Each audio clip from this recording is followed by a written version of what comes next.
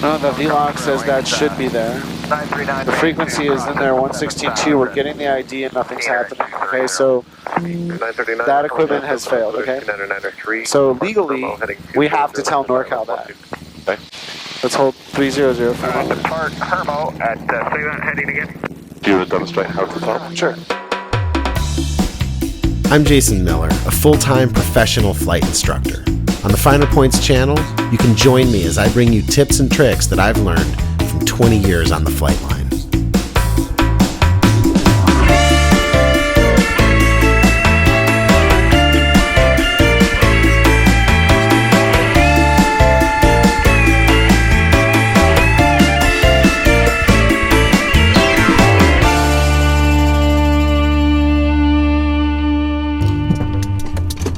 Alright, so here I am. It's a rainy day. The mission today is to try to get Paul, who's working on his instrument rating, some actual IFR experience. Not quite as rainy as I was hoping for, but you know what? I'll take it. Maybe I'm just a little spoiled. I think we are going to get some actual IMC. I don't know if we'll have low approaches, but we'll be able to see how Paul's doing. Now, Paul's an advanced student, so by the time I got there, he had pre-flighted the airplane and was getting his clearance. Before I'd even left home, I'd packed ForeFlight for our trip and gotten a weather briefing. What it showed was there was a cold front offshore slowly moving toward us with AirMet Sierra, AirMet Zulu, and AirMet Tango were all in effect. Now, normally I would not fly an airplane that didn't have anti or de-icing equipment inside of an AirMet Zulu, but today we were well below the freezing levels, and you can see that we're dealing with a high overcast, but mostly marginal VFR conditions for all the destinations along our route. The winds aloft, however, were howling. 2370 Foxtrot, clearance available, advise copy. Should I call him back? Let's just copy it. Have you guys ever heard of that little tip where you use the hand mic for your first call of the day just to make sure it can work? In the speaker system, so that you're not reliant on your headset. Something to think about. This is 2370 Foxtrot, clear to Santa Rosa Airport, on departure fly runway heading. Radar vectors Sausalito direct. Climb and maintain 2,100. Expect 5,000, 5 minutes after departure. NorCal departure frequency 135.1 and squawk 4546. Skyhook 2370 Foxtrot cleared to Santa Rosa Airport via fly runway heading. Radar vectors to Sausalito direct. Altitude, initial altitude 2,100, expect 5,000, 5 minutes after departure. Departure frequency 135.1, squawk 4546. 70 Fox, are we back correct? Runway 12. Yep. Our abort point is that little white building there. If we don't have 70% of our rotation speed at that point, we'll abort if we're on the runway. As I listened to Paul give me his pre-takeoff briefing, I started thinking about the weather. I mean, we were pushing up against some of our no-goes, but we didn't exceed any of them, or we wouldn't have gone. 3 airmets, but we were below the freezing level, and there was a convective outlook out there, but it wasn't along our route of flight. Yet. So we got our takeoff clearance, lined up with runway 12, and off we went. It wasn't too long before we were climbing through the clouds and were in solid IMC. Now, this is just a regular flight lesson for me, but on every single lesson, there are so many learning moments, and in this video, I'm going to show you 3. Let's start with controlling the airplane in IMC.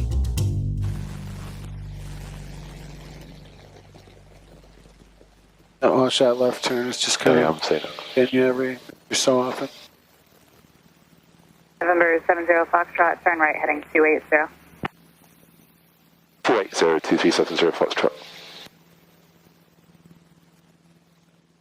Just gentle, good, standard rate, perfect, inverted V scan. The inverted V scan is the scan pattern I use anytime I roll into or out of a turn. It's so helpful, and it cross-checks 3 systems. For the full video on scanning, visit the Finer Points channel, but it's working for Paul and I here, and notice that I ask him to run it again even after he comes wings level before he returns to the radial scan. Southwest 1672, don't exceed 27. Go to the turn coordinator first and level the wings, and then back to the attitude indicator. On these old ones, sometimes it takes a moment for them to kind of re-erect. Also, look at his nice light touch on the yoke. This is a good thing in instrument flying. Turn right heading 180. Right 180, Southwest 1672.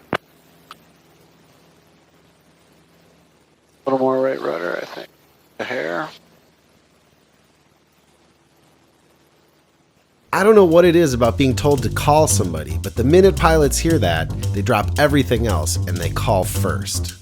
Don't do it. November 70 Foxtrot, contact NorCal approach 125.35. 125.35 with 2370 Foxtrot. Okay, notice we got that handoff right as we're about to get to our cruise altitude of 5,000. Okay, and leveling off at 5,000. Okay, good. This is where you can put your money where your mouth is. We are going to aviate, navigate, and then communicate. We twist in the new frequency and flip it over so that if they really need us, they can call us. But we first do a cruise checklist and know what's in front of the airplane before we contact them. 3016 heavy, NorCal approach, open altimeter 29993, expect ILS 12. ILS 22993, FedEx 3016 heavy.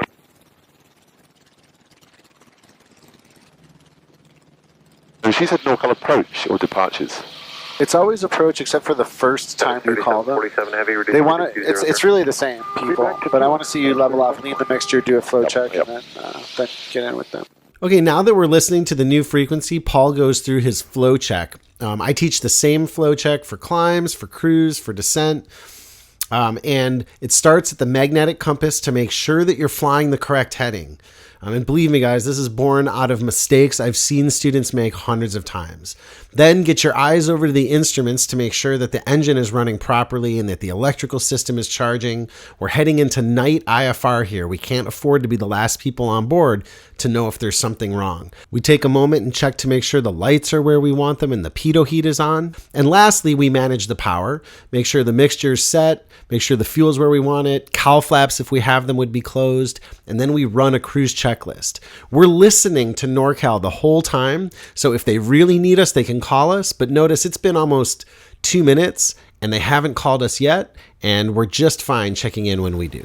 FedEx 3747 heavy, turn left, heading 240. 270, 280, 285, 270, 280. I think that's about right.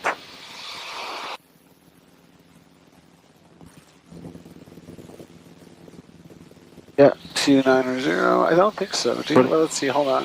285 is what you got. So if you have 285 in there, move that book. 3747 heavy, just want to maintain. That looks like you have 280, so you're 5 degrees off. 2300. No, like I would do. Don't accept 5 degrees off. These flow checks will help you stay consistent and make sure that you're always flying the right heading. There's nothing more frustrating to me in the right seat than watching somebody do everything right, but it doesn't work because they're flying the wrong heading. All right, good deal. Nice job. I think that's reasonable lean. Yeah, it's fine. Just cross check. Temperatures and pressures are all in the green. NorCal approach Skyhawk 2370 Foxtrot level 5000. 2370 Foxtrot, NorCal approach, open altimeter 29993. In flying, especially single pilot flying, you have to trust but verify. Up to 170, join local. Okay, and it looks like we're heading direct to Sausalito. Well, you're not getting a signal there. How do I know that right away? Is the stripe. Correct. So we want to ID that, or at least turn the ID on maybe and see what we got. And then push in here to ID it.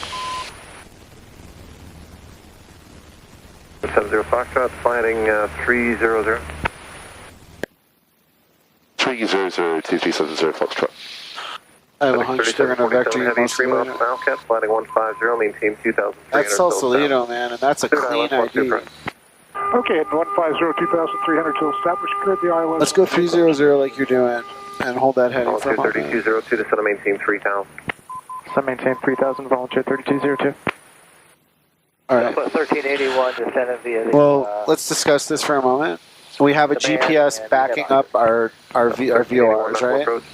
So if that flag doesn't go away and he tells you to proceed direct to Sausalito, we're going to switch to GPS as primary.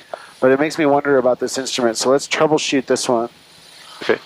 We may end up doing the RNAV approach at Sausalito. No, just to troubleshoot this one, I would put in 116.2 and see if you get the same thing. So 116.2, tune. Identify and twist, so go ahead and ID it. You might as well like practice the procedure. Pull that out, turn on nav2, good. And then twist it, see if it's, see where it centers. That's nice loud. Yeah, that's a clean ID. Alpha 1509, contact open tower 127.2, good day. 2072, take care, South 1509.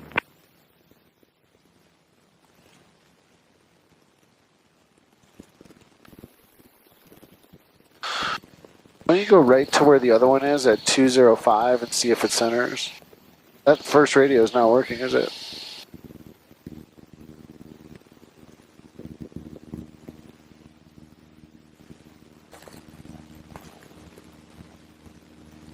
NorCal, Diamond Star Okay. 73, 9 So note to squawk, the number one radio is not working. So 3016 heavy to we have to consider that piece of equipment failed. 3000 now, FedEx 3016 heavy. Does this work for you? 3747 heavy, contact tower 127.2, good night. Anything we could be that's not right for us?